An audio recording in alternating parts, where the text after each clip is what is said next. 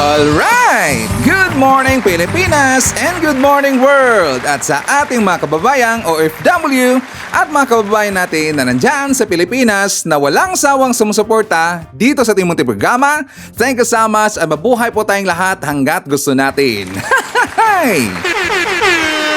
Well, anyways, tuloy-tuloy lang po tayo sa tagababalita dito ng mga tamang balita at sagutin ang maling information na ipapakalat ng mga fake news peddlers ng mga anti-Marcos, lalong-lalo na doon galing po sa mga fentanyl ng mga vlogger magkakabayan. Yes, dapat silang sasagutin. Bakit? Kasi bagayan ito sila na lagi pong naninira araw-araw kay PBBM at sa Marcos sa may session sa katagalan magkakabayan. Akala mga paninira ay magtotoo yan sa mata ng ibang tao. So dapat silang sasagutin kasi ang bagong Pilipinas, bawal po ang mga sinungaling. At syempre, kasama niyo pa rin si Sir Ivan, ang pinakabulol na vlogger sa balat ng YouTube, magbibigay sa inyo ng mga totoo at mga preskong balita na kinukuha natin sa ating kapitbahay na social media. So magandang buhay sa ating lahat mga kabayan and a happy Thursday sa ating lahat. Okay, so before tayo mag-start mga kabayan, well syempre, as usual, i-check more natin kung sino yung nakapasok sa ating top 5 commenters doon sa ating last vlog. At nandito sa listahan, ang nanguna po, si Ma'am Shane Sibal. Meron siyang 39 na mga comments. Nandiyan po si Lerma Sondita. Meron siyang 37 na mga comments. Benjamin Maypay. Meron siyang 35 na mga comments. Ana Cordoba. Meron siyang 33 na mga comments. And Army Lagaso. Meron siyang 33 lahat ng mga comments. Again, thank you so much po sa ating top 5 commenters. At syempre, pasalamatan rin po natin ang ating mga silent viewer dito sa ating channel. Thank you so much. At syempre, pasalamatan rin po natin ang lahat ng mga viewers na lagi pong nag-like, lagi rin pong nagsishares ng ating mga videos. Thank you so much. And also mga kababayan ko, i-acknowledge po natin ang ating mga channel members. Nandyan si Pusong Inami, Barbara Butler, Katita Dar, Susan Torres, Edmond Castillejo, Samuel Membrado, and Via Vivar. I-greet natin ang happy birthday si Lolo Daryl and Jonathan Leiva. They are from, greetings from Pablo Guibara. Again, happy birthday po kay Lolo Daryl and Jonathan Leiva. Also, belated happy birthday kay Generosa Lizarda. Greetings from Shannon Reyes. And also happy birthday sa aming kaibigan dito. ang chief cook po ni Sir Ivan, ang chief cook namin dito, si Buhay OFW TV or si Leo De Los Santos. Yan si Leo Makabayan. Kasama ko yan dito sa aming flat. Ang kanyang kasama dyan, siyempre mga Pilipino nandito po sa flat namin. Actually, marami kami dito. Kasi four na floors kasi ang aming building dito Makabayan. So marami pong mga Pilipino kaysa ibang lahi. So sayang lang hindi kami nakapag-picture lahat Makabayan kasi nagsialisa na kaagad.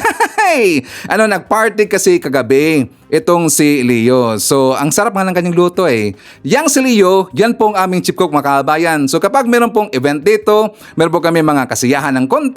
So siya po yung go-to namin na chief cook. Pati rin po ang kanyang nasa gilid Makabayan kasama. Ang nasa gilid niya, yan po si Mayor. Ang Mayor naman dito, si Renante.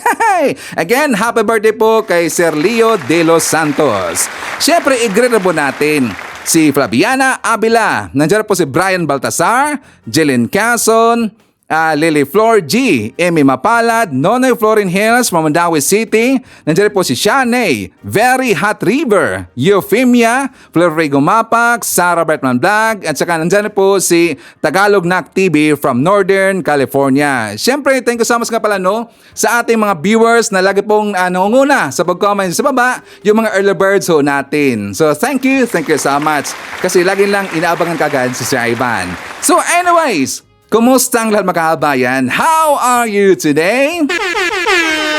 Well, of course, I'm hoping po na sana magandang ating gising ng umaga at meron ng energetic po na aura katulad po kay Sir Ivan. As usual, doon po sa ng kababayan po nakagigising pa lang at wala pang energy. Don't worry, painit ko po kagad ang inyong mga umaga kasi marami mga baon po na mapasabog sa Sir Ivan. Marami itong mga baon po ng mga balita na pwede nating idibang po sa mga fake news na mga ipinapakalat ng kabilang kampo. Pwede natin pong idibang po yung mga katartaduhan na ipinakalat ng kabilang kampo. Siyempre, huwag natin kalimutan. Kukurtin natin sila araw-araw kasi sila po ay salot ng lipunan makabayan. Okay! Good morning Pilipinas, Luzon, Visayas at Mindanao. So, kahapon makabayan, pasensya no, kay wala si Sir Ivan. I'm not feeling well. Talagang hindi kaya po na aking katawan makabayan kasi nga, the day before, talagang iba na po ang aking pakiramdam kasi meron pong maraming tinapos si Sir Ivan na mga projects doon po sa aking workplace makabayan. Ang dami talaga kasi nga siguro malapit na pong mag-exit si Sir Ivan. Ang dami pong agin organize makabayan para po sa mag-replace sa akin sa aking posisyon, pero wala pa rin pong nakita hanggang ngayon. So kailangan kasi na 4 po na system ang kanyang i-memorize at saka dapat i-familiarize makabayan. So anyways, pasensya no kasi nga hindi po tayo nakapagbalita kahapon. Ang dami talaga mga pasabog kahapon makabayan. Ang dami pong mga balita nga sayang talaga na hindi ko nabalita kahapon. Pero yung mga pasabog kahapon, yung mga paninira kahapon ng mga fake news peddlers at hanggang kanina makabayan, before nga ako nag-vlog, meron pa rin pong nag-post na kung saan talagang napaka-insecure. Itong mga gunggong na to, itong mga DBS na to, na mga anti-Marcos, napaka-insecure talaga kay PBBM. Kasi nga hanggang ngayon, hindi po nila matanggap na ito pong kanilang poon, na si hindi po si Digong, ito pong si Sara Macaban. Kasi nga ang poon lang ngayon, ito na pong si Sara. Ang kailang poon ngayon na si Sara, siyempre lumagapak po ang kanyang survey. Pero inibala po doon sa kanilang channel makabayan. Hindi nila ginamit yung mismong inilabas mo na survey ng SWS, ng Okta Research, pati rin po yung bago yung Oculum Research makabayan. Hindi lang ginamit. Gumawa sila ng bago po na placard sila, tapos inilagay doon makabayan, 'di ba yung plus 44? Plus 44 po na survey po ni Sara, yun lang po ang ina-highlight nila. Pero hindi po na ilagay makabayan kung saan area po sa lugar po kung saan po area ng Pilipinas na bumaba ang survey rating ni Sara. Hindi na in-include, kundi yun lang plus 44, mataas pa daw kay PBB makabayan. Ang point kasi doon sa survey na yon, kung bakit sinabi po ng lahat po ng mga mainstream media, lahat po ng mga pro-BBM po ng mga vlogger na tumaas talaga ang survey ni PBBM. Bakit? Kasi nga 'di ba sunod-sunod po yung survey ni PBBM na kung saan meron 2 times yata yun na nag-maintain na si makabayan sa 50 plus, ganun lang. Pero sa latest po na survey, sa 3 po sunod-sunod, Oculum, Okta at yung SWS makabayan, tumaas po ng plus 19 ang survey ni PBBM. So mataas rin yung lundag sa survey po ni PBBM, and that is a good news at maganda po yan ang tawag dito makabayan, yung maganda po na pangitain man tawag niyan. Sakto ba sa Tagalog? Yung magandang pangitain ho yan. Okay, merong post. Ito pong si Hitad. Di ba alam ho natin, saka in-explain ko yan dito, at saka na-debunk po natin kung sino talagang may-ari po ng Facebook account ng makabayan. Yan pong political witch boy. Di ba napag-alam natin na yan po the same na account po or hawak po na account ni Hitad. Kasi sabi niya, ano ba daw ang hawak? Ano bang hawak ni BP Inday at tarantang-taranta ang polboronic government? Just laugh out loud. Ano daw ang hawak makabayan? Itanong ko nga dito, ano daw ang hawak ni BP Inday kung bakit daw nataranta na ngayon yung polboronic daw na government makabayan? Ano ang hawak ni BP Inday? Please comment sa baba at babasahin niyo mamaya ni Sir Ivan. Okay? Kung ako ang tatanungin po ni Hitad, ano bang hawak ni BP Inday at tarantang-taranta daw ang government makabayan? Ang hawak po ni BP Sara, yung pototoy ba ni basketballista? Ay, joke lang. Yung batuta ba? Sakto ba yung makabayan? Ang batuta ba ni basketballista yung hawak po ni Sara? Kung ito yung iniisip po mga DBS, sabi niya lang, hawak po ni BP Inday kung bakit daw nataranta yung gobyerno. Alam ko po ang kailang ibig sabihin. Hawak ni Inday ngayon yung mga information na hawak dito ni Morales at saka yung si Morales 2.0 na isang babae na sa katauhan po na isang babae makabayan, yung si Cathy Bangag, si Cathy Binag. Ito kasi ang kanilang alas ngayon, si Binag mga kababayan. Yes, yan po si Binag. Tsaka alam po natin itong kalakalan po ng maggunggong na ito. Hindi naman kasi nataranta ang gobyerno ho natin. Natawa nga eh. Kung tatanungin nyo lang, yung mga Marcos, yung mga dilawan ngayon, mga pinklawan, pinagtawanan lang po itong si Cathy Binag. Kasi wala namang kwenta ang kanyang banat makabayan. Lumabas siya para po maging bayaran at ginamit po ng maesong rallying, hinari siya ni Hitad, hinari siya ni Digong, at saka ito pong ginagawa nito ni Binag makabayan, nakikita na ho natin to sa mga previous po na mga interview po ni Hita Makabayan. Parang nakita na ho natin yung pattern na kung sakali merong lalabas po sila na mag-unlock, anong tawag dito Makabayan? Yung mag-unlock sila ng isang karakter, unlock karakter sila. Kasi noong una, nag-unlock karakter sila yung si Morales. The second, kasi Morales, mission failed ho yun. So wala pong naniniwala sa kanya Makabayan kasi nga ang mga ebidensya pong ipinakalat or ipinakita po ni Morales, hindi kasi kapani-paniwala. Ang niniwala nandun, yun lang pong si Bato makabayan. Pati po yung mga alipores sila, na mga anti-Marcos, yung mga DBS, sila po kasi nag-uto-utuan isa-isa. Ito kasi si Bato, sabi niya na totoo daw yung dokumentong ipinakita daw dito ni Morales kasi meron daw puncher makabayan. So dahil po sa puncher, sila naniwala. Dito naman po sa kay Binag, which is the same pa rin po kay Bato nung kalauna makahabayan, 'di ba in-interview siya ni Hitad. And after that, ipinakalat kaagad ni Hitad, nag-follow up siya ng kanyang vlog na ipagurgur daw itong si Morales. Pinagurgur ba si Morales? Wala naman pong napaplanong ipagurgur or magpagurgur dito kay Morales kasi alam po ng taong bayan at majority po ng mga Pilipino hindi po naniniwala dito kay Morales Makahabayan kasi halata talaga sa background pa lang po, sa history pa lang po dito ni Morales, maraming kaso Makahabayan at guilty pa sa perjury. Sino bang maniniwala doon kay Morales? Yun ang po mga tanga makabayan, yun ang po mga ototo. Di ba the same po na concept? Dito na po kay Binag, the same pa rin po. Hinaya si Binag, in-interview ni Hitad, at kalaunan yan, ipagurgur daw itong si Binag makabayan. Bakit naman yan ipapagurgur itong si Binag? Kasi meron pong nag-post sa makabayan sa Taps Coalition. Nakakatawa. Di ba sinabi ko noon na kalaunan ito pong si Binag, magiging membro ito ng Taps Coalition or ng Maisog Rally makabayan? Di ba sinabi ko yan noon? Hindi talaga tayo nagkakamali. Nagiging membro na ngayon si Binag sa Taps Coalition or Maisog Rally makabayan. Kasi sabi po dito na Amadeo Guy Gonzalez, sabi niya, any suggestion to find ways to ensure the safety of fellow member, Cathy Binag at this point in time aside from prayers. Sino naman pong mapagurgur dyan kay Cathy Binag? Wala pong nagpaplano. Kasi before pa po lumabas, nang nakita pa lang po yung mukha po ni Binag Makabayan, sabi ko, walang kwenta to. Kilala na po yung kanyang background, kilala na po ang kanyang pagkatao. Ang kanyang background, nandyan na po yan sa social media. Isang resource na po yan sa Google Makabayan or sa Facebook. Alam ho natin ang history po ni Binag na kung saan siya po ay isang kabit. At siya nakapag-away siya sa isa pong kabit makabayan, kaya nga nagkalitsi-litsi sila, nag-away-away sila, pati nga yung si Florindo at sa kanyang best friend po na si Alvarez makabayan. Kasi nga yung kabit po ni Alvarez at yung kabit rin po ni Florindo, nag-away kasi. Kaya pati po yung mag-best friend, nag-away sila makabayan. So kabit wars ang nangyayari.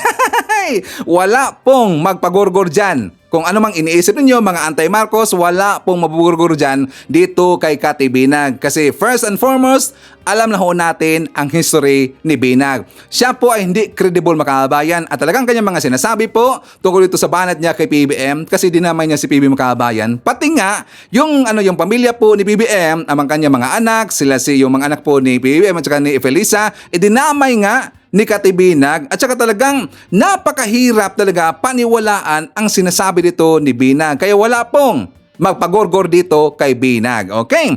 So, for the makabayan, pag-usapan ho natin, ito pong banat ngayon ni General Marbel. Anong nangyari si Ivan? Kasi nga si Marbel, di ba alam mo natin yung history po ni General Marbel at saka dito ni Sara Makabayan, na kung saan si Sara, nagalit siya, dismayado siya, nagdrama siya, feeling pa-victim, dahil po binawasan ang kanyang security Makabayan. Binawasan po ni Chief Marbel. So, di ba nagpalabas siya kaagad ng open letter? So, tinira niya itong si Marbel Makabayan.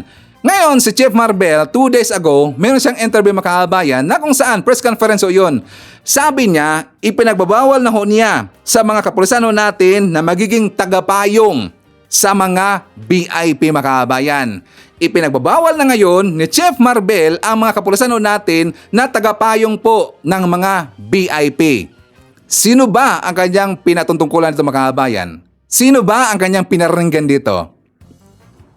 Di ba alam mo natin si BP Sara? Wala namang iba talaga eh. Bakit? Alam naman natin yung history. At saka kung sasabihin po dito sa ibang mga kababayan natin na yung timing talaga, yung timing po dito dito po sa statement po ni Chief Marbel, di ba?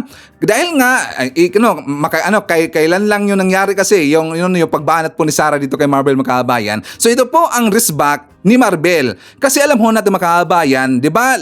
How many times na nakita natin itong si Sara na every time po na mangangampanya siya, nung time pa po siya isang deputy secretary mga kababayan, 'di ba? Napupunta siya dun sa iba't ibang lugar at saka ilang beses natin pong nakita na mismo pong kapulisan ho natin ang nagpapayong dito kay Sara. Ito po 3 times, 4 times, 5 times, marami po. Kahit doon sa Twitter at saka doon po sa TikTok mga kababayan. 'Di ba? Ang dami po mga video doon ni Sara na kung saan pinayungan siya mismo ng kapulisan ho natin. So ngayon, yan po ang wristback ni General Marbel na ipinagbabawal na po sa ating kapulisan na magiging tagapayong po ng BIP.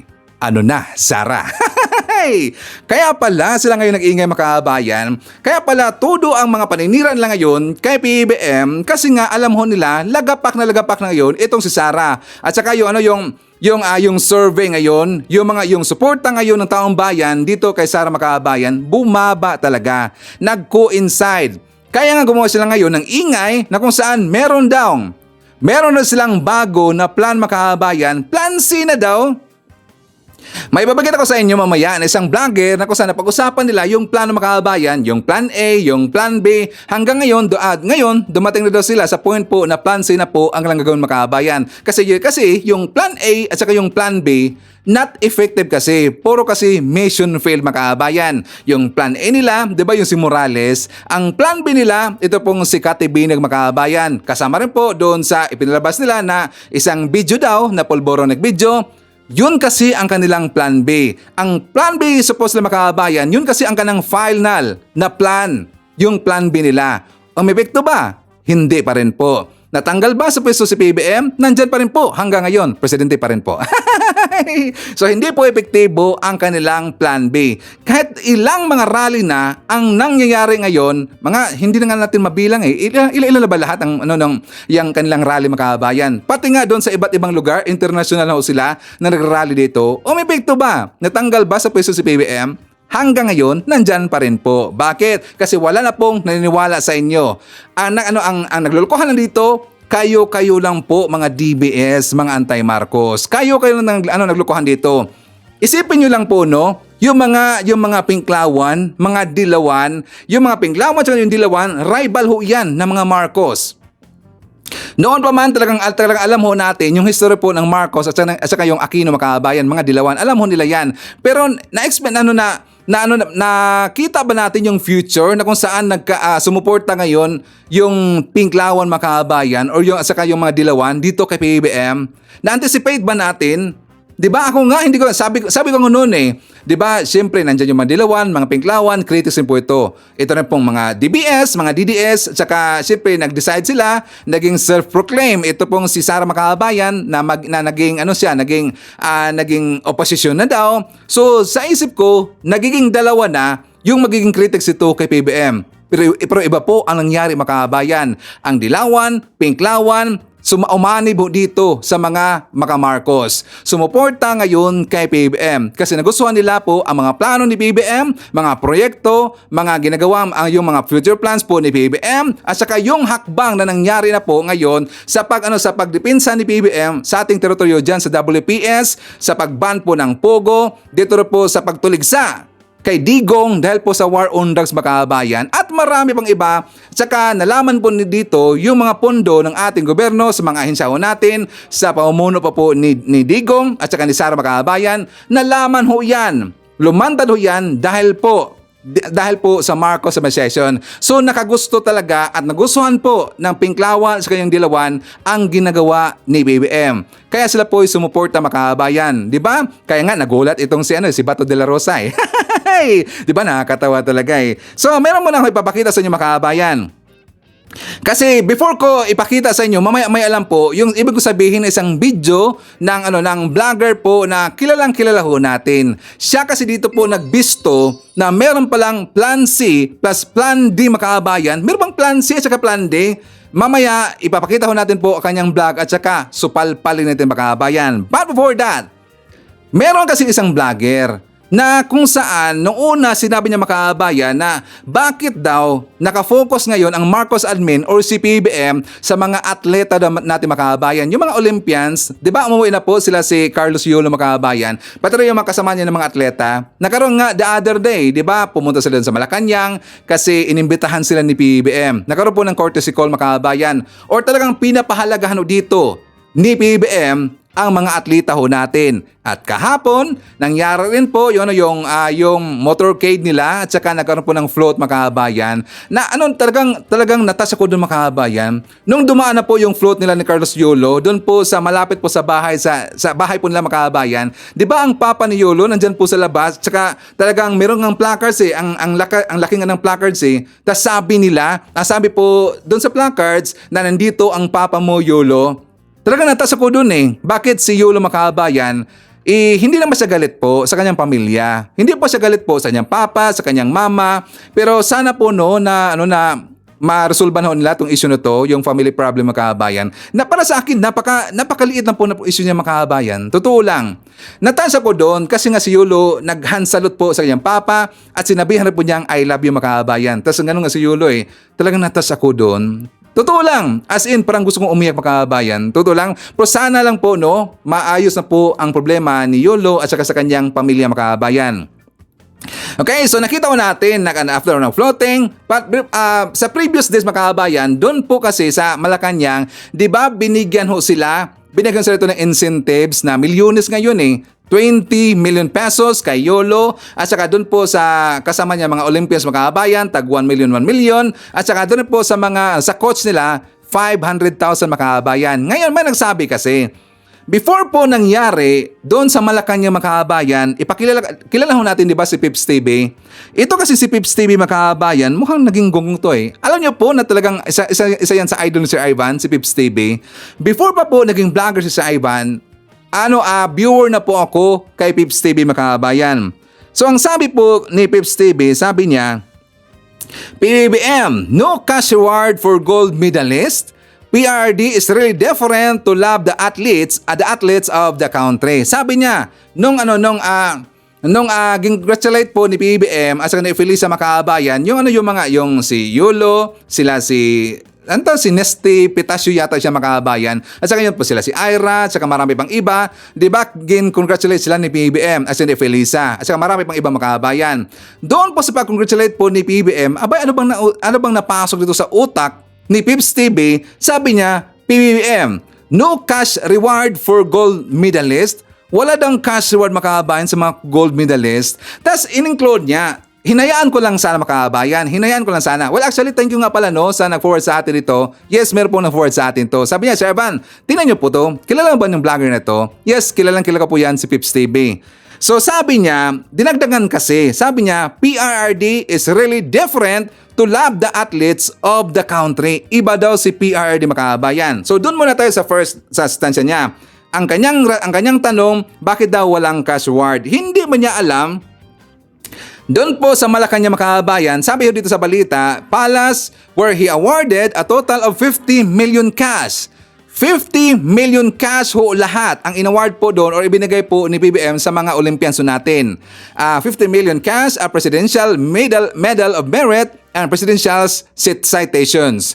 Carlos Yulo, who won 2 Olympic gold medals, received 20 million, and a Presidential Medal of Merit. Bronze medalist Ira Villegas and Nesty Pitacio each received 2 million pesos, while the remaining Olympians received 1 million each. The coaches of the Olympians were also awarded with 500,000 each, mga kabayan. These are in addition to the financial incentives given to Olympic medalists under a National Athletes and Coaches Benefits and Incentives Act. So ngayon, nung nabalitaan niya, mga kabayan, na namigay po ng incentives si PBM doon po sa Malacanang, nag-iba na naman po ang kanyang tono, mga kabayan. Nakakatawa talaga eh. Hindi ko maintindihan itong si Pips TV. Mukha yatang nagka-uk-uk yung utak, mga kabayan. Mukha yatang napulyo tong utak na to kasi pinalo-upan niya.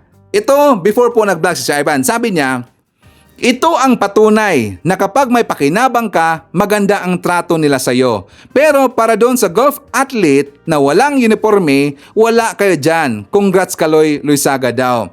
Diba? Sino ba nagsabi yung Kaloy Luisaga, mga kababayan? Ikunting problema naman yan ni PBM kasi nung una, naalala ko yan eh, meron sinabi po na Kaloy, mga kababayan. Pero hindi ko nakita na dinugtangan ho yun ng Luisaga, mga kababayan. Di ba si BBM, una niyang congratulate po, comment niya, statement doon kay Carlos Yulo, mga kababayan. Ang kanyang pag-congratulate, di ba Kaloy lang ho yun na name? Wala akong nakita kasi na dinugtungan po ng Luisaga. Ang naglagay po ng Luisaga, mga kababayan, ito pong si Jason Sa. Si Jason Sa po ang nagligay po ng Luisaga kasi hindi ko ito makita, mga kababayan. So sumunod po itong si Pips TV. So dito tinakita itong si Pips TV, doon lang po nakabase kay Jason Sa, mga kababayan. Actually, yung sa golfer, hindi ko lang sure kung bakit walang uniform yung mga kababayan, di ba? Hindi ko lang sure talaga doon eh. Pero ipakita ko muna sa kanya, ito pong good news natin para ito pong mga DBS na mga vlogger, ito pong mga anti-Marcos na to, na kung saan maggunggong talaga, wala silang alam, mga kababayan. Bakit? Hindi naman kasi sila nanonood ng mga good news. Hindi kasi sila nanonood po ng mga balita po ng mainstream media, mga kababayan. Diba? Ang tingin nila ngayon sa mga mainstream media ay kalaban ng mga kababayan. Bakit daw hindi daw pinuna bakit daw mga mainstream media hindi daw pinupuna yung Marcos admin? Mukha daw takot, mga kababayan. Pero mamaya pag-usapan natin yan. Ipakita ko muna sa kanila ito pong ating good news. For more details, let's watch this. Positibo si Pangulong Ferdinand R. Marcos Jr. na magiging matagumpay ang partnership ng Pilipinas sa Emirates Nuclear Energy Corporation, isang energy firm sa United Arab Emirates. Sinabi ito ni Pangulong Marcos sa courtesy call sa kanya ng Chairman at Chief Executive Officer nito na si Mohammed Al-Hamadi. Nagpasalamat din ang Pangulo sa pagbisita ng kumpanya, lalo't matagal na anyang pinag-iisipan ang tungkol dito.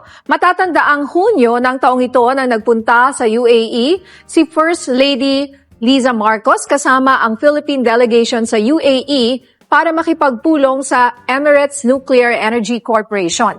Samantala, nasa 1,000 Pilipino ang nagtatrabaho sa isang nuclear energy plant sa UAE. At noong Mayo ng taong ito, nakipagpulong ang Board of Investment sa mga kumpanya sa UAE, kung saan tinalakay ang mga oportunidad ng pamumuhunan sa Pilipinas sa usapin ng clean energy.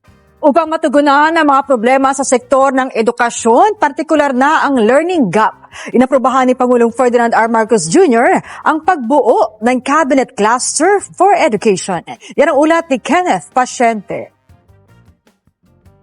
Para mas lalo pang matutukan ang kalidad ng edukasyon sa bansa, inaprubahan ni Pangulong Ferdinand R. Marcos Jr. ang pagbuo ng Cabinet Cluster for Education. Inihayag ni Education Secretary Sonny Angara sa isinagawang sectoral meeting sa palasyo na pinangunahan mismo ng Pangulo na ito ang nakikitang paraan ng punong ehekutibo para tugunan ng matagal ng mga problema sa sektor ng edukasyon sa bansa na pinalala pa ng pandemya. Partikular na rito ang learning gap na ayon sa pag-aaral ay nasa 5.5 years kada bata.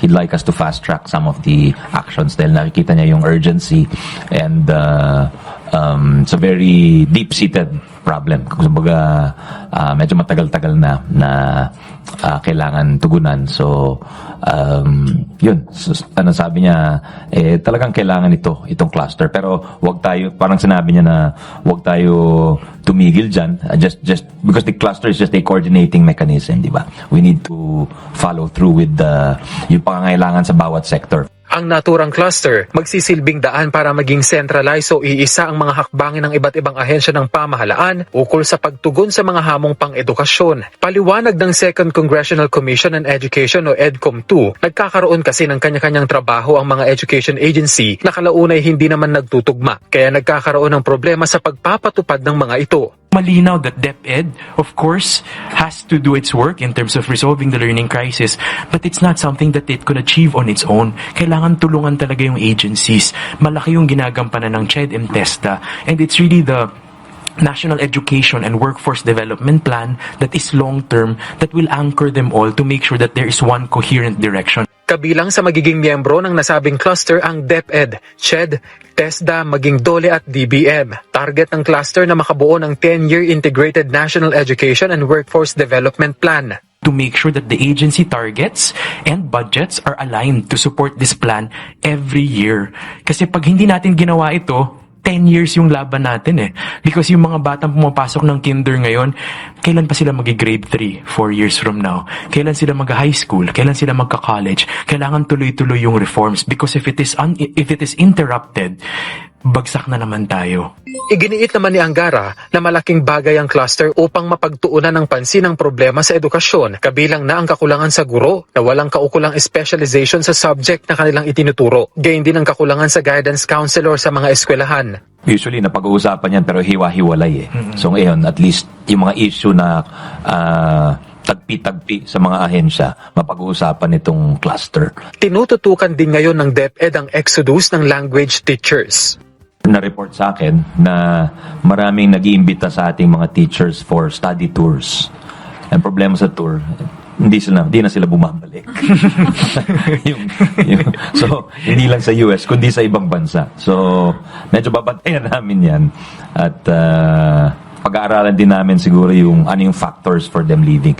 Umaasa ang DepEd na kasunod ng pagpapatupad ng career progression para sa mga guro na ipinag-utos ng Pangulo ay maiiwasan na ang pag-alis ng mga guro sa bansa. Tiniyak din ng DepEd na patuloy nilang tinututukan ang iba pang problema sa edukasyon sa bansa, kabilang na ang classroom at teacher shortage.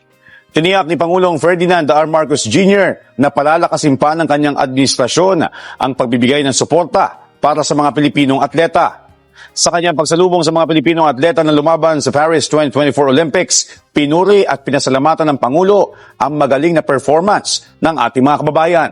Sa kabilaan niya ng hirap na pinagdaanan at sakripisyo ng mga atleta, nanaig pa rin ang dedikasyon nila upang magbigay ng karangalan sa bansa.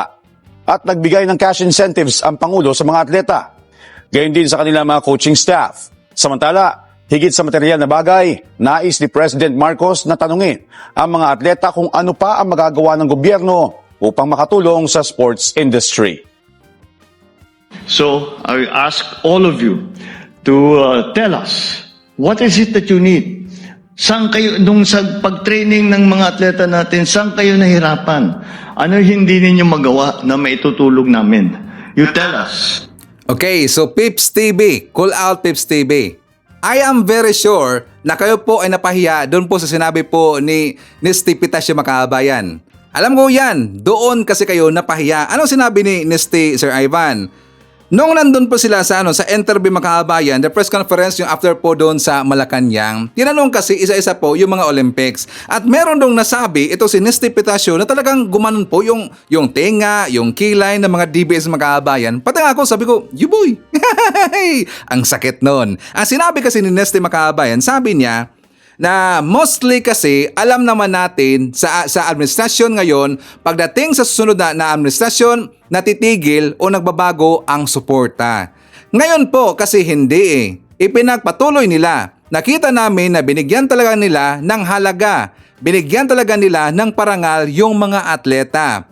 Sabi kasi yung ibig sabihin Makabayan, yan kasi tungkol po sa suporta na pamalaan sa mga atleta po na lumahok po sa Olympics.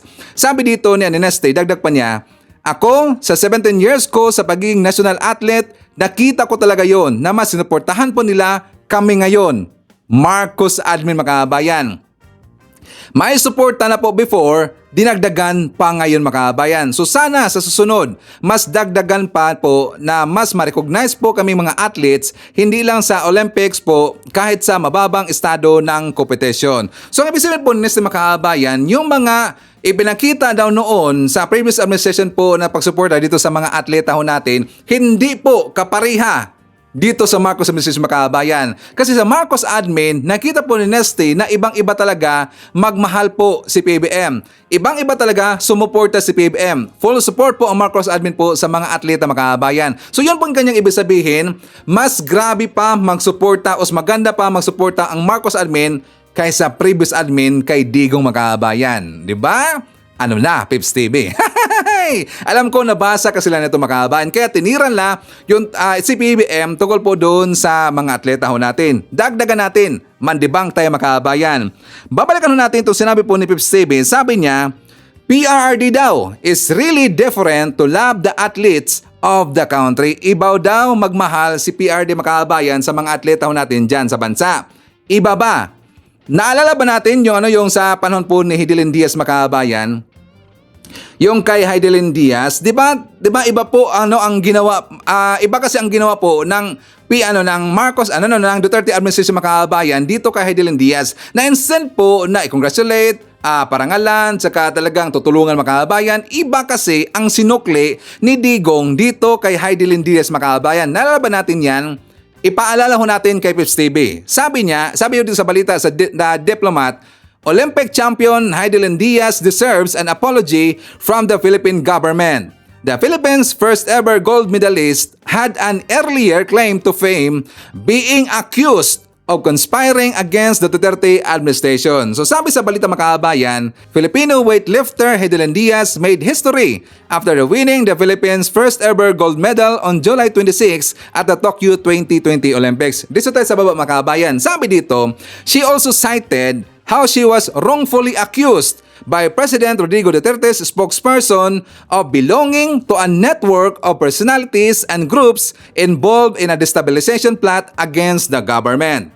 So sabi dito, in 2019, the Chief Presidential Legal Counsel Salvador Panelo presented a matrix. Yung matrix mga kababayan, yung parang listahan ng mga tao na kung saan konektado dito sa mayroong ginawa po na hindi maganda daw sa gobyerno natin. 'Di ba yung matrix? Iba rin po yung drug matrix mga kababayan. Yung matrix po na ibig sabihin po dito sa balita, matrix kasi na meron daw nagpaplano para po i-disturb itong si Digong mga kababayan. So sabi dito, during the press conference featuring individuals who were allegedly conspiring to remove President Rodrigo Duterte from power, Diaz's name was included in the presentation. Asked by the media about the matrix, Panilo said he has nothing to apologize for because he merely presented it based on Duterte's instruction. Sabi niya mga kababayan. So ang nagbigay dito ng instruction po kay Panilo, si Digong. Si Digong po dito, or parang si Jinping eh.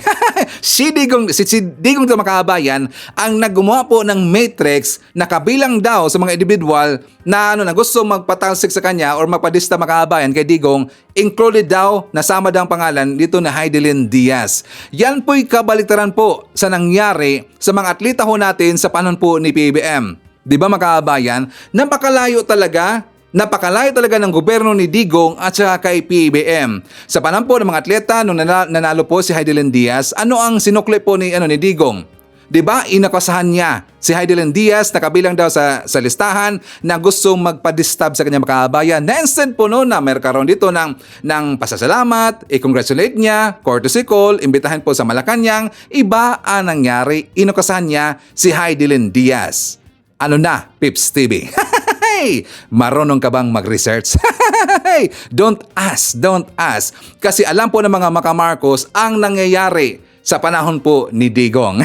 Baka nakalimutan mo or gusto mo lang pagtakpan yon ang ginawa po ni Digong. Kaya tinira mo si BBM dito po tungkol po dito sa mga atleta makabayan.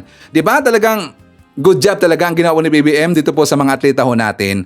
Balikan natin po natin good news. Kasi doon po sa first po sa video ng ating good news makabayan, mga haters, mga anti-Marcos, mga gonggong ng mga DBS, makinig ha. Naalala ba natin doon sa unang balita? Di ba na-mention doon ang pangalan po ni Efelisa? Naalala ba natin, alam niyo ba doon sa first video natin na binisita po ng Nuclear Power Coordinating Council yata yun ang name niyo makabayan. Basta sa nuclear projects o yun sa UAE. Bumisita kay PBM. Naalala ba natin kung sino po yung unang nakipag-usap doon sa UAE makabayan sa nuclear project? Di ba si Efelisa? Tas binatikos pa nila si Felisa Makabayan, nagpa-ipal daw si Felisa Makabayan. Tas sabi niya, bakit daw hindi pinaalam daw ng ng mainstream media na nandun daw si Felisa sa UAE. Ano daw ginagawa ng Makabayan? Di ba nakita ko natin nakipag-usap si Felisa doon po sa Prince, nakipag-usap po doon sa mga investors sa nuclear power Makabayan. Di ba? Sabi pa nga nila, nagpa-ipal si Felisa Makabayan. Sabi ko sa inyo, marunong rin po si Felisa makipag-deal po sa mga investors kasi ginagawa niya ng Makabayan. Alam po ang ginagawa po ni Felisa. Binabas pa nila, so ano ngayon? Ang epekto. Gusto mag-invest sa Pilipinas ang Nuclear Power Coordinating Council po sa UAE Makabayan. Di ba? Ano na? So epektibo po si Felisa. So maganda po ang tandem ni Felisa at saka ni PB Makabayan. Itong dalawang tao na to, itong dalawang leader ho natin, magaling kasi sila mang hikayat po ng mga investors po para po mag-invest po sa Pilipinas. Kung si Sara yon, doon sa UAE Makabayan, kaya kanyang hikayatin yung investors? Kapariha ba niya si Felisa Makabayan na magaling talaga makipag-usap po sa mga investors? Kaya ba ni Sara maging presidente? Diba? Doon pa nga lang sa second po natin na good news Makabayan, yung tungkol po sa DepEd, diba meron pong press conference, nandun po si Sani Angara, ang kanyang bago po, hindi naman bago, ang kanyang kinuha po na assistant Makabayan, diba magaling rin po si Sani Angara, siya talaga po naunguna sa press conference. At kung nakita ho natin po, the way sumagot po sa mga question po si Angara doon po sa mga journalist Makabayan. Tingnan niyo po, ihambing niyo si Angara at saka itong si BP Sara Makabayan. Ang layo talaga. Tingnan niyo, sumagot po si Sani Angara. Talagang marunong sa Makabayan. Alam na alam niya ang kanyang ginagawa. Kasi nga, siyempre, experience na ho niya yan. At meron talaga siyang konkreto po na mga plano para po masolusyonan po yung mga problema dyan sa DepEd. The way siya sumagot po sa mga reporter, talagang mautak Makabayan. Di ba? Napakalayo talaga Honestly, sinong agree kay Sir Ivan? Napakalayo po ni Sara dito kay Sani Angara Makabayan.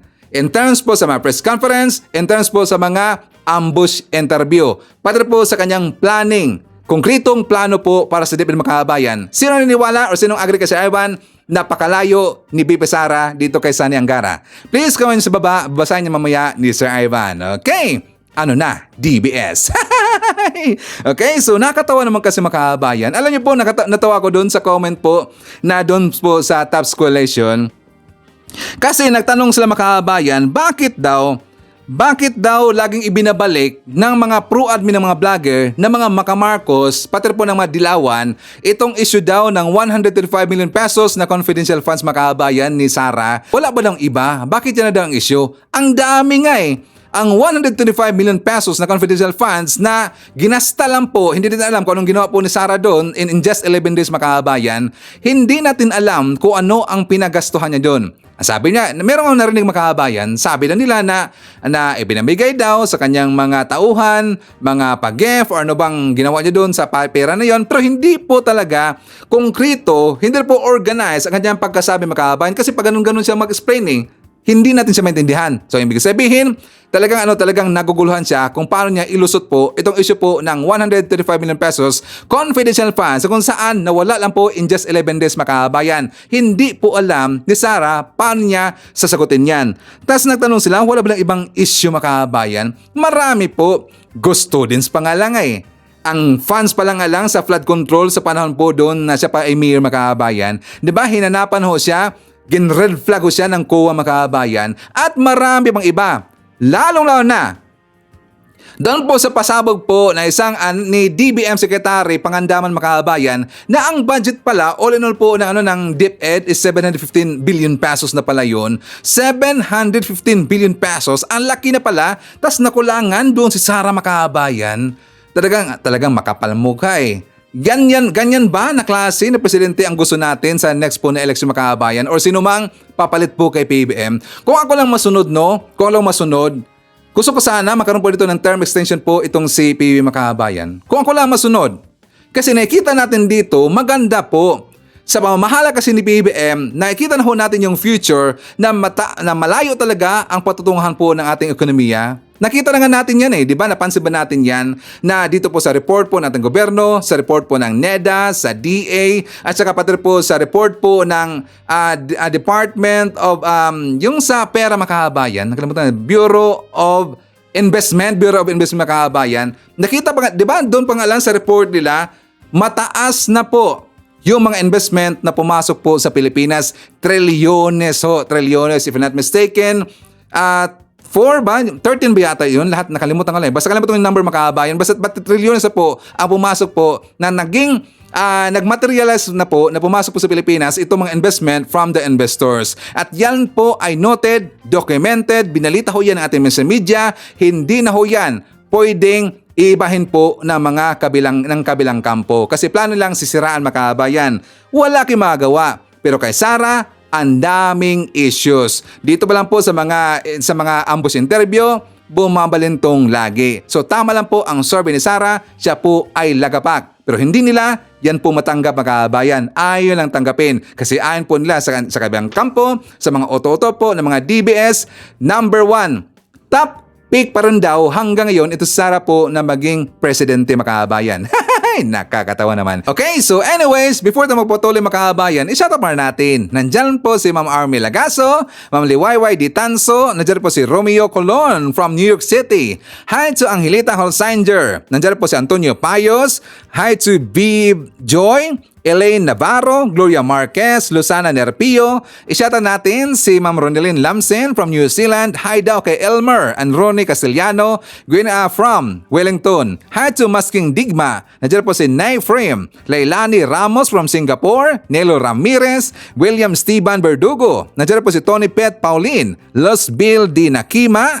Nandiyan po si Nonsky Pasamonte, Dante Canido, Elsa Hoffman, Gorgunya Angala, Alice Nocelli, Victor Robin, Gerald Villanueva, Giselda Langbat, Gemma Sampilo Camarines, Wing Salvatierra, and hi to Alicia Lee.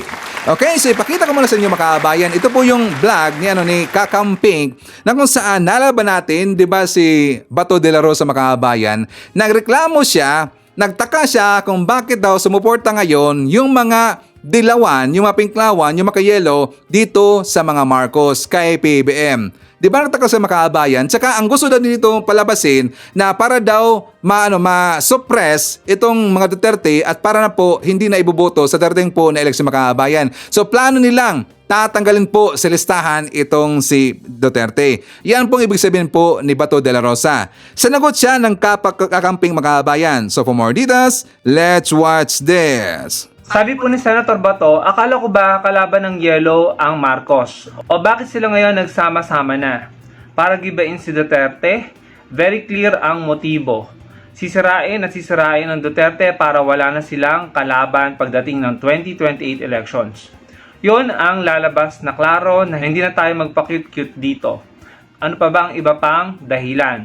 Yan po yung naging pahayag ni Senator Bato de la Rosa. So malinaw mga kababayan, sa pagkakaunawa ko po ay hindi niya nagugustuhan yung nangyayari nga pagsasama-sama po ng yellow, ng pink at saka po ng mga supporters po ni PBBM.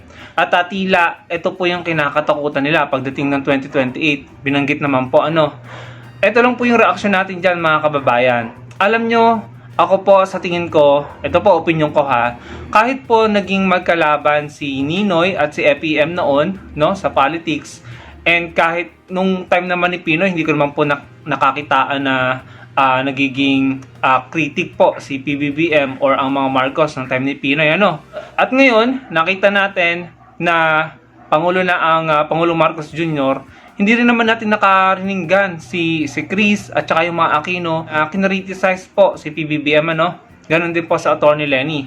So, sa makatuwid, ito pong makabagong henerasyon, nakikita ko na kahit papaano may pagrespeto kung sino man yung nanunungkulan, Pero, yan po ang hindi natin nakikita sa mga DDS. Noong time ni Pinoy, hindi ko po nakaringgan or nakakitaan ng pagbatikos si PBBM. Ngayon naman po time ni PBBM, si Attorney Lenny at ang mga Aquino ay hindi ko naman po nakakitaan ng pagbatikos. I think nagbibigay sila ng chance pare-pareho kung sino man yung nanalo or nakaupo. Yun po yung aking observation at yan po ang wala sa mga DDS. Dahil ang mga DDS ng time ni Pinoy, sila yung batikos ng batikos. no? After nga ni Pinoy, hindi nila tinantanan si Pinoy no? So nakikita ko na kung nagsasama-sama man po ang yellow, pink, and red ngayon, it's simply because they have one thing in common, yung kapakanan ng bansa.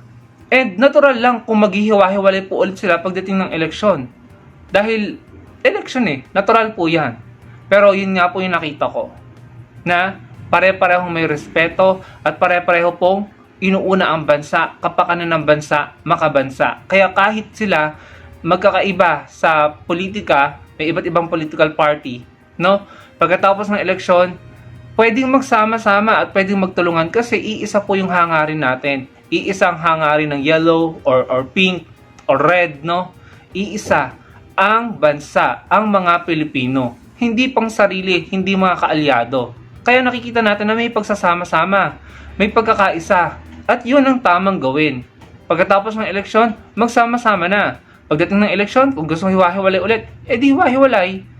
Pero iboto yung matitino, no? Kahit pa hindi kaalyado or hindi kaalyado ng sinusuportahan, iboto natin yung matitino, mga kababayan. Huwag na yung mga pansariling interes lamang ang pinoprotektahan at mga kaalyado kasi may utang na loob.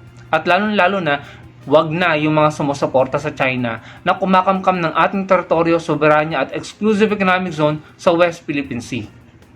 So, nakita natin na masama ang loob ni Senator Bato.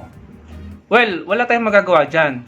Hindi naman po pinilit ng mga loyalists at mga pro-Marcos or pro-BBM ang mga kakamping at mga yellow na sumuporta sa kanila. Pero kaming mga kakamping, yellows, alam namin kung sino ang matino at dapat suportahan. Kaya wala po kayong makikita na kakamping or yellow na sumang-ayon sa DDS or nakisama sa mga DDS. Kung meron man siguro, nagpapanggap lang po yun. No? Hindi mangyayari yun. Ito yung nakaka-turn off sa kanila Nakaka-turn off Senator Bato. Kasi hanggang ngayon pamumulitika pa rin or politics pa rin ang inaatupag nyo. Ang sabi ng Pangulong Marcos patungkol sa pamumulitika, unity is the key for us to move forward. If we are spending our time, our resources, and our energy with opposing one another for political means, then we have very little time, resources, and energy left for transforming our country into a better place, to transforming the lives of our people. So yan po yung sabi ni PBBM. So dun po sa naging pahayag ni Senator Bato, malinaw na politika na naman ang inaatupag, no? Yan po yung pagkakaunawa ko. Pero yung pahayag ng Pangulo, sinasabi niya, at ito rin sinabi ko rin to sa inyo, kung inaalat po natin, ini-spend natin yung resources, energy, oras sa pagtulong sa bansa, sa kapwa Pilipino, matatransform po natin ang bansa natin sa mas mabilis na kaunlaran. No? Yan yung sinasabi ko sa mga DDS, imbis na rally kayo ng rally, naaaksay ang energy nyo, ang oras nyo, ang ginagastos nyo dyan, pera nyo, imbis na yun ay ginugugol nyo para makatulong sa bansa natin, di sana nakakatulong kayo na maibsan ang mga problema ng bansa natin. Kaso, sa tingin ko nakakadagdag pa kayo nagiging part pa kayo ng problema.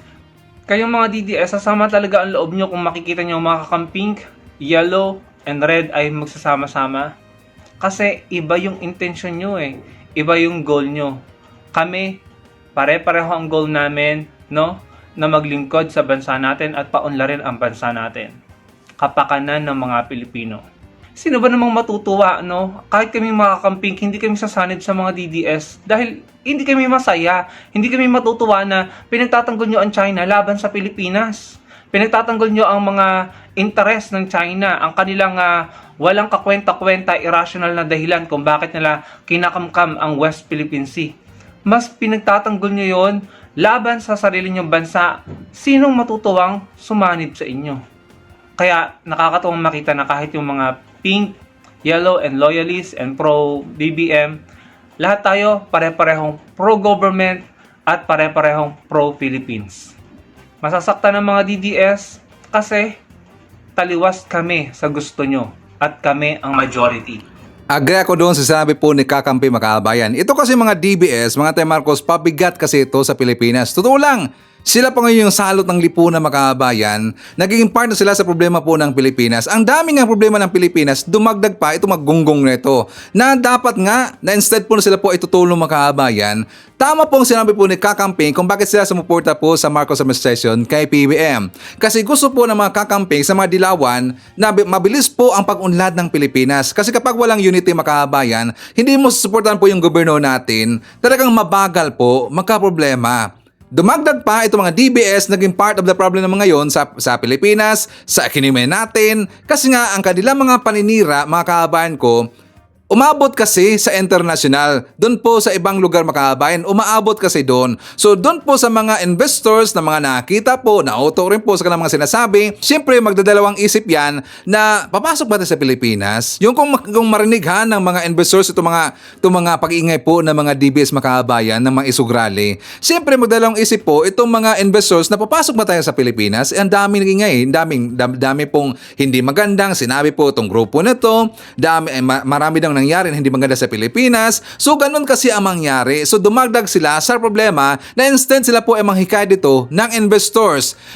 I-invest nila yung mga proyekto natin diyan sa Pilipinas, yung mga ginagawa po ni BBM, yung mga gusto mangyari ni BBM sa Pilipinas natin, dapat nga ipaalam ho yan sa iba't ibang lugar mga kababayan. Na instead po ganyan po ang kanilang gagawin sana, iba kasi iba po ang kanilang goal mga kababayan. Ang goal kasi nila, iubo po yung bubo na yun, yung tangal, ano bang tawag dito kay Sara Makabayan? Kasi parang sabihin na to, kung iupo natin itong magaling na to, hindi naman magaling. Diba DBS? Kung iupo po itong babaeng itong currently a BP Makabayan, hindi talaga pwede, hindi talaga siya qualified Makabayan.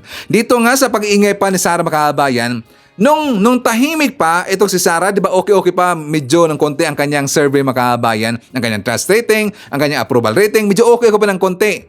Nung nag-ingay na si Sara, dahil po sa mga ambush interview na sumimplang lagi, lalong-lalo na dito po sa kanyang open letter, na dismaya ang lahat ng tao. Majority po sa kababayan natin na dismaya dito kay Sara kasi nalaman ho natin po ang kanyang kapasidad kung sakaling siya po ay tatakbo bilang isang presidente mga kababayan. So alam na po natin capacity ito ni Sara, which is hindi talaga siya pwede pang national. Pwede lang siguro pang mayor mga kababayan, so doon na siya nababagay, pero sa national, being a president, malilintikan po ang bansang Pilipinas. Maniwala kayo mga kababayan. Diba? So ipakita ko rin po sa inyo itong balita mga kababayan. Kaya pala itong si Bato nagkaganito ngayon na parang nasaktan, nagdrama, tumitira na ngayon sa mga dilawan kasi hindi na po siya nakapasok po sa latest po na survey sa senatorial mga kababayan. Si Bato bagsak. Hindi na po nakapasok po sa winning circle sa senatorial. Hindi na siya nakapasok mga kababayan. So ngayon, wala na, nagka-panic-panic na medyo na-depress na makabayan itong si Bato, kaya naninira lang po sa ating gobyerno. Hindi nakapasok. Baka rin po ito si Bongo, hindi rin makapasok makabayan. Kasi nalaman po ang kanilang mga kalakaran. Kurap naman kasi ang mga alipores ni Digong, included itong si Digong. Diba? Nakatawa naman eh. So anyways, isa na rin po natin si BB McDoms no Namod. Nandiyan po si Apple Nash, Rodolfo Porti. Hi to Jonas Jax, Eds Villarreal. Nandiyan po si Mary Red. Hi to Emergencia Yongko from Anchorage, Alaska. Hi to Timoteo Montierde.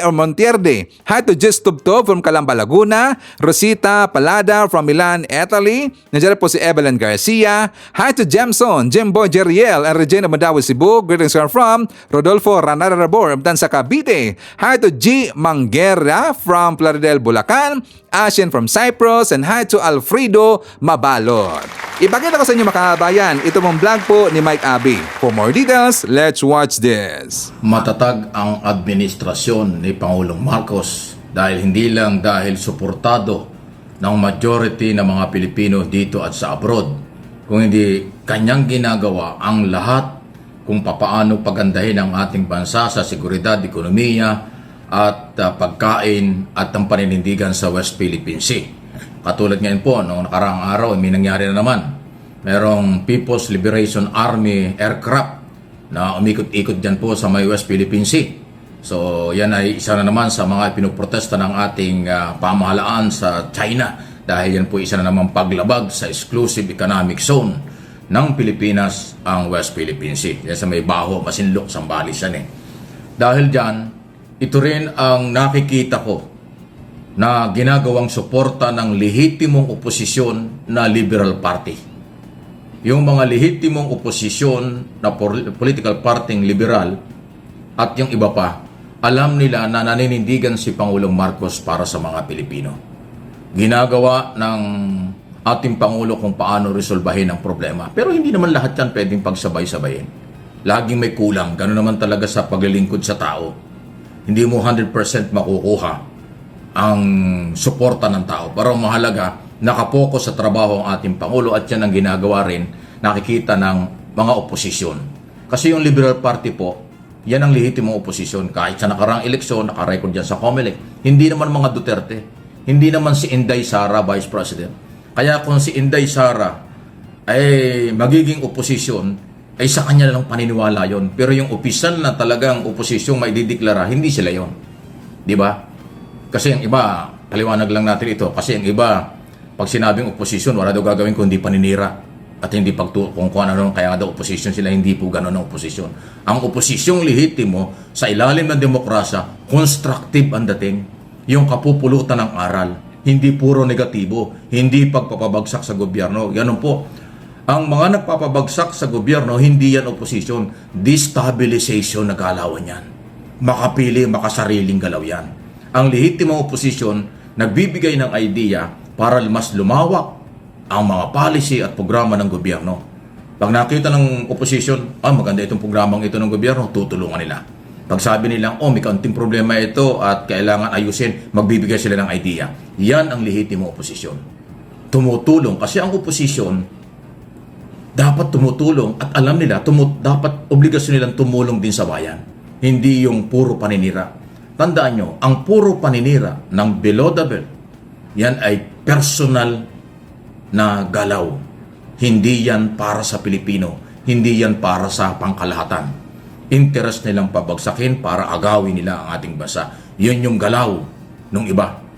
Pero itong galaw ng Liberal Party na sumusuporta, nagsasabi ng mga comment, nakapupulutan ng aral at makakatulong sa programa, yan ang oposisyon under ng demokrasyang umiiral. Yun po yung malaking pagkakaiba. Yung nagsasabi na, kami yung panayambanat sa gobyerno, kami yung nagsasabi ng totoo, kami ang oposisyon. Kalokohan yun. Huwag kayong maniwala doon na mga nanonood. Iba yung destabilization, iba yung constructive criticism na tinatawag. Yung constructive na criticism galing sa lehitimong oposisyon na yan ay katanggap-tanggap. Pero yung destabilization, pang-aagaw, pagpapabagsak, hindi yan oposisyon. Ibang level yan. Huwag niyong samahan yan. Delikado yan. Magagamit kayo. Kaya nga hindi sila dumadami. Kaya nga yung Duterte supporters, Kibuloy supporters, hindi nga dumadami. Sila na lang. Nagpatong-patong na ang kaso. Isipin mo yung inabot nilang kaso. Plunder, 2 plunder. Tapos meron pang kinasuhan ng smuggling. Meron pang kinasuhan sa ICC.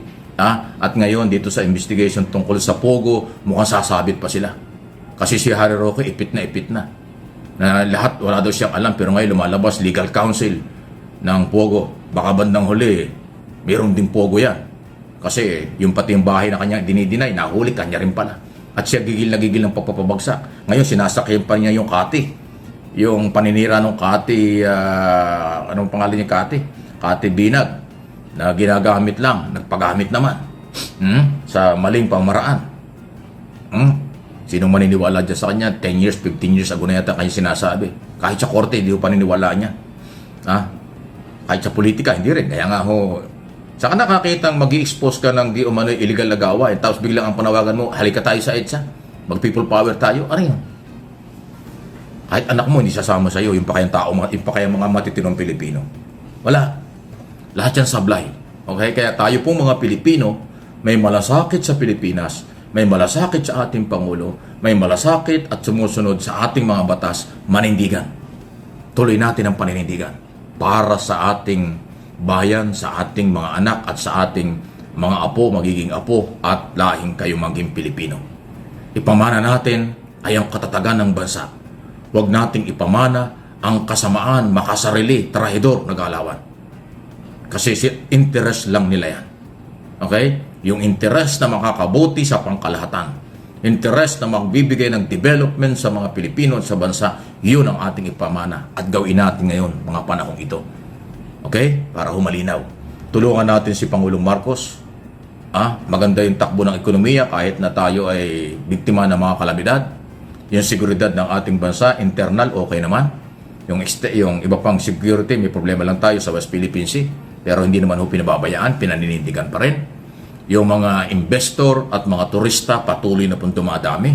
Sabi ko nga sa inyo, sa loob ng 2 taon, inuulitin ko yung sinabi ko na dati, trillion investment na ang pumasok sa Pilipinas. Ang tourism ay halos madoble na. Milyon-milyon ng turista ang nai-record nilang pumapasok sa Pilipinas. Kasi na-establish ni Pangulong Marcos ang kanyang independent foreign policy. Malaking bagay po yun. Nahikayat ang kapitalista at turista kasi independent. Wala siyang pinipili. Lahat kinakaibigan, malaki, maliit na mga bansa. Hindi katulad ng nakaraan. Walang ginawa kundi PI ng PI yung mga malaking bansa. Ano nangyari sa atin? O bakit tayo sasama doon? Matino, mayaman ng Pilipinas, atin hong pagsikapan, pagmalasakitan. Huwag pagamit, huwag matakot sa paniniwalang tama kung ano ang tama. Di ba? Yun po yun. Okay. Itong issue ng survey, naku, naloko na. Talaga hong bumaba si Sara, si Pangulong Marcos, up and down, okay lang. Dahil isang presidente, hindi mo naman talaga makukuha lahat yan. Ang malaga, stable ang presidente. Minsan mataas, minsan mababa. Pero ngayon, ang patuloy na bumababa ng 20 or 22% ay si Sara. Di lalo na ngayon, nagsasalita na siya na ang tingin ko nga mas damage pa. Pabuti pa nga ng mga no comment ng ginagawa niya. Wala pang gaanong negatibo. Ngayon nagsasalita na siya. Kaya talaga hong sablay eh. Kaya pababa ng pababa. Tingnan niyo sa susunod na survey, lalong mababa yan. Kasi yung kanyang mga paninira sa ating Pangulong Marcos at sa gobyerno ay bumalik sa kanila dahil wala palang nagawa yung kanilang gobyerno. Parang gano'n ang dating, pati sa pagbaha-baha at iba pa. Okay, so thank you nga pala sa mga viewers natin na hindi ko po na-shoutout. Okay, so thank you po sa lahat. Anyways, yan po ang ating manakalap ng mga balita ngayong araw. Kung nakaabot ka po sa portion na to, sana nakapag-like na ho tayo. Libre po ang mag-share. Libre din ang mag-subscribe. Again, maraming salamat sa mga viewers na hindi nag-skip ng ating mga commercials. Thank you so much. At before natin tatapusin ang ating programa ngayong araw, sana sabayan nyo si Sir Ivan para sa ating live messaging prayer. Dear God, muli lumalapit ako sa iyo upang ipagdasal ang aking minamahal na pamilya. Hinihiling ko na dinggin mo ang aking pagsusumamo at protektahan ang aking pamilya mula sa anumang pinsala o sakuna.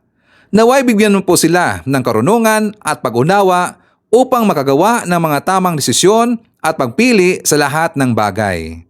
Naway alisin mo ang anumang pagkakabahabahagi at sulungatan sa amin at punuin ang aming tahanan ng pagkakaisa at pagkakasundo. Naway ipalaganap mo ang kapayapaan at kagalakan sa aming tahanan. At naway ang iyong pag-ibig ay tumagos sa bawat sulok ng aming sambahayan. Papuri sa iyo. Sa ngalan ng ating Panginoong Jesucristo, Amen. So maraming salamat mga kababayan, and I hope to see you again on my next video.